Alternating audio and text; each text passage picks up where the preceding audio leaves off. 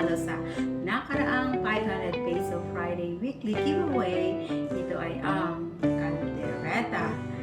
Ngunit ang lulutuin ko sa ngayon ay kalderetang baka. Maraming klase ng kaldereta pero hindi na-specify doon kung anong kaldereta. So ang lulutuin ko ay kalderetang baka. Narito ang mga ingredients.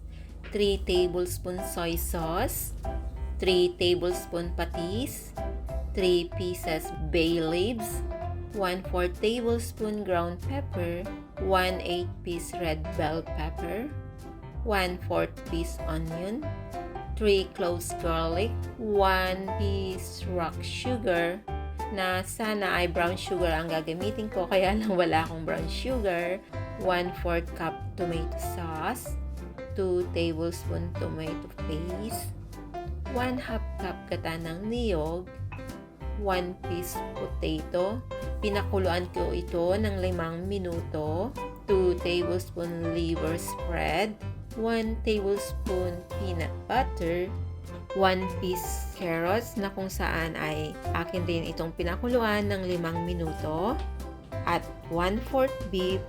Binabad ko rin ito sa 1/8 tablespoon ground pepper. Ngayon ay umpisahan na natin ang pagluto. Una, iprinito ko ang carrots at patatas ng 2 minuto.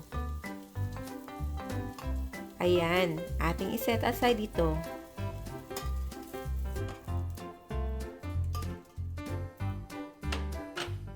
Atin nang gisahin ang bawang, sibuyas,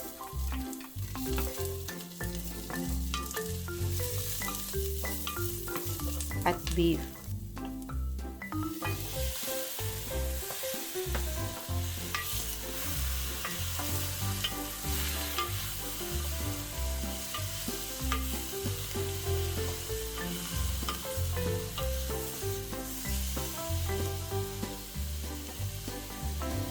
Takpan at lutuin ng 5 minuto.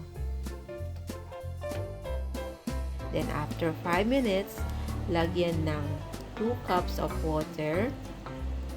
Haluin at takpan. Lutuin ng 20 minutes sa slow fire. Ihalo ang bay leaves at rock sugar. Pagkatapos ng 20 minutes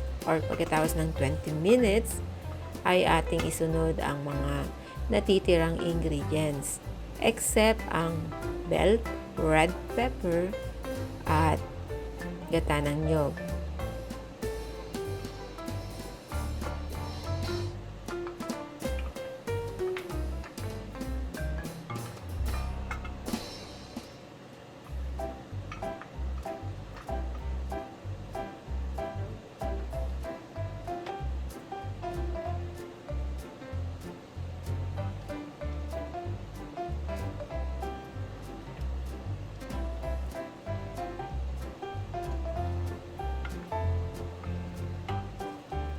Lutuin ng 3 minuto.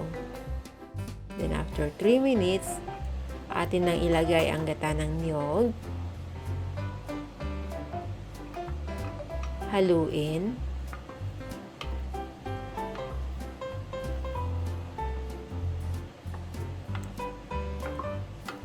At isunod naman natin ang red bell pepper.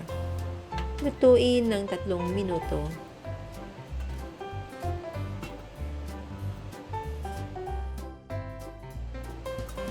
Ayan, luto na.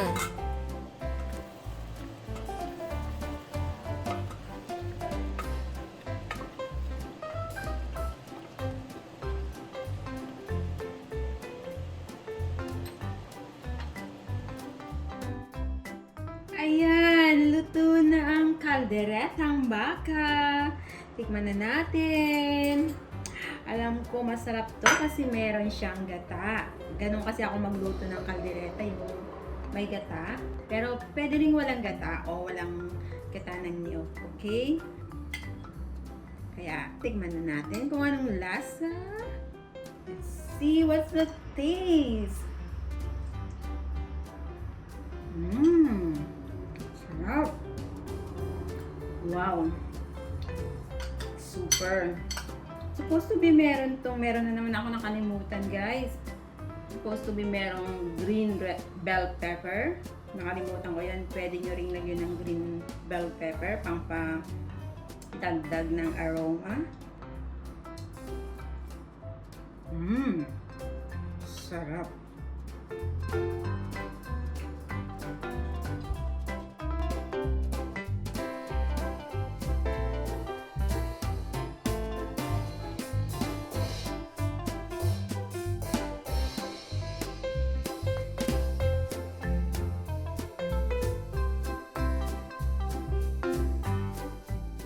Ang maswerteng nanalo ay si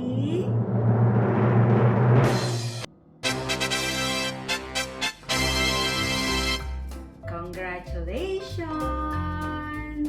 Sa mga hindi pa nanalo ay may chance pa rin kayong manalo ng 500 pesos. Kung paano sumali, sundin lamang ang mga mechanics.